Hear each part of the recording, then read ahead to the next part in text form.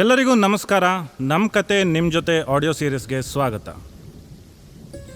ನಮ್ಮ ಕತೆ ಶುರುವಾಗೋದು ಸಕಲೇಶ್ಪುರದಲ್ಲಿ. ನಮ್ಮ ಹೀರೋ ಹೆಸರು ಪ್ರತೀಕ್ ಅಂತ. ನಮ್ಮ ಹುಡುಗ ಬೆಂಗಳೂರಲ್ಲಿ ಒಂದು ಫಿಟ್ನೆಸ್ ಕಂಪನಿಯಲ್ಲಿ ಕೆಲಸ ಮಾಡ್ಕೊಂಡಿದ್ದಾನೆ. ಈಗಂತೂ ಮಳೆಗಾಲ ನೋಡಿ, ಹಾಗಾಗಿ ಸಕಲೇಶ್ಪುರಕ್ಕೆ ಹೋಗೋಣ ಅನ್ನೋ ಪ್ಲ್ಯಾನಲ್ಲಿದ್ದಾನೆ. ಎಲ್ರಿಗೂ ವರ್ಕ್ ಫ್ರಮ್ ಹೋಮ್ ಕೊಟ್ಟಿರೋದ್ರಿಂದ ಇವನು ಮನೆಗೆ ಹೋಗೋ ತಯಾರಿಲಿದ್ದಾನೆ. ಇವನೂರು ಸಕಲೇಶ್ಪುರದಲ್ಲಿ ಹೆಗ್ಗದ್ದೆ ಅನ್ನೋ ಒಂದು ಗ್ರಾಮ. ಅಲ್ಲಿ ಇವ್ರದ್ದೊಂದು ಚಿಕ್ಕದಾದ ಕೆಫೆ ಇದೆ. ಆ ಕೆಫೆನ ಇವ್ರ ತಾಯಿ ನೋಡ್ಕೋತಾರೆ.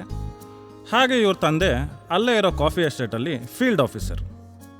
ಬೆಂಗಳೂರಿಂದ ಮಂಗಳೂರು ಕನೆಕ್ಟ್ ಆಗೋ NH-Highway 75 ಇವ್ರ ಕೆಫೆ ಇರೋದು.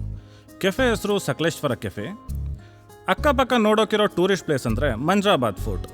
ಮಂಜ್ರಾಬಾದ್ ಫೋರ್ಟ್ ಇವ್ರಿಗೊಂದು 4-5 ಕಿಲೋಮೀಟರ್ ಇರ್ಬೋದು. ಟೂರಿಸ್ಟ್ ಪ್ಲೇಸ್ ಹತ್ತಿರ ಇರೋದ್ರಿಂದ ಇವ್ರಿಗೂ ಸಾಧಾರಣ ವ್ಯಾಪಾರ ಇದೆ. ಟೂರಿಸ್ಟ್ ಪ್ಲೇಸ್ ಹತ್ತಿರ ಇದೆ ಅಂತ ವ್ಯಾಪಾರ ಅಲ್ಲ, ಅಡುಗೆನೂ ಕೂಡ ರುಚಿಯಾಗೇ ಇರುತ್ತೆ. ಇವ್ರ ಮನೆ ಹೋಟೆಲಿಂದ ಸ್ವಲ್ಪ ದೂರ ನೋಡಿ. ಅಲ್ಲಿ ನೆಟ್ವರ್ಕ್ ಸ್ವಲ್ಪ ಸಿಗಲ್ಲ. ಹಾಗಾಗಿ ಹೋಟೆಲಲ್ಲೇ ಕೆಲಸ ಮಾಡ್ಕೊಂಡಿದ್ರೆ ಅಮ್ಮಂಗೂ ಹೆಲ್ಪ್ ಮಾಡ್ದಂಗೆ ಆಗುತ್ತೆ ಅನ್ನೋದು ಪ್ರತೀಕಿನ ಪ್ಲ್ಯಾನ್ ಆಗಿರುತ್ತೆ. ಸಕಲೇಶ್ಪುರದ ಬಗ್ಗೆ ಯಾರಿಗೆಲ್ಲ ಗೊತ್ತಿಲ್ಲ, ಒಂದು ಚಿಕ್ಕ ಇಂಟ್ರೊಡಕ್ಷನ್ ಕೊಡ್ತೀವಿ ಕೇಳಿ.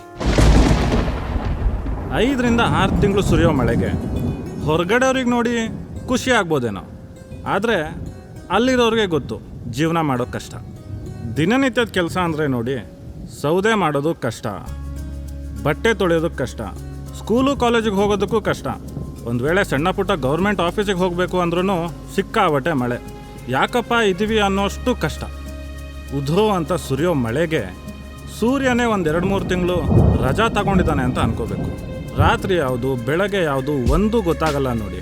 ಮಂಜು ಹೇಗೆ ಮುಸ್ಕಿರುತ್ತೆ ಅಂದರೆ, ಒಂದು 2-3 ಅಡಿಲಿ ಯಾರಾದರೂ ಒಂದು ವ್ಯಕ್ತಿ ನಿಂತಿದ್ರೆ ಹೋಗಲಿ, ಒಂದು ಪ್ರಾಣಿನೇ ನಿಂತಿದ್ದು ಅಂದ್ಕೊಳ್ಳಿ, ಗೊತ್ತೇ ಆಗಲ್ಲ.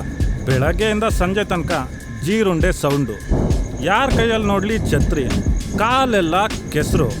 ಇದ್ರ ಮಧ್ಯ ಇಂಥ ಮಳೆಗಾಲದಲ್ಲಿ ನಮ್ಮ ಹುಡುಗನ ಜೀವನ ನಡೀತಾ ಇದೆ.